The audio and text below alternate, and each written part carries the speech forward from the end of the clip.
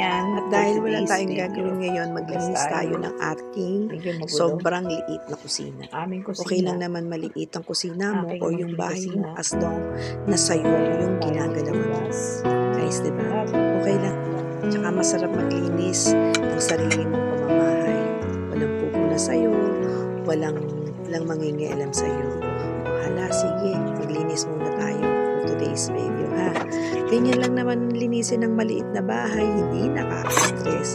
Kaya lang ewan ko ba bakit lagi napupuno ng hugasin tong aking lababo. Ayan, linis naman ako ng aming maliit na table. Sinipag ang minasol na maglinis.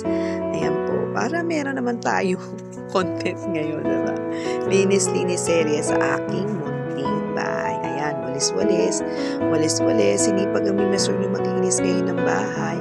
Kasi, naktunga lang ako ngayong umaga, kaya kailangan kong malinis naman, diba? O yan, malit lang naman, ayan, natapos ko na siyang linisin ang aking napakaliit na kusina. Guys, ayan po, okay na po siya. Guys, sana panoorin nyo rin itong video to. Kagawa ko ng content, kusina serye. Alright, diba? Ayan ang kusina namin. Malit lang naman po talaga yung bahay namin. Ayan, nakapaglinis ako ng konti. Mamaya na ulit yung iba. For the content muna tayo ng kusina kasi wala akong content ngayon. Dito na lang kusina ko, content ko. Ayan po ang aking munting kitchen, guys. For today's video. Ayan po.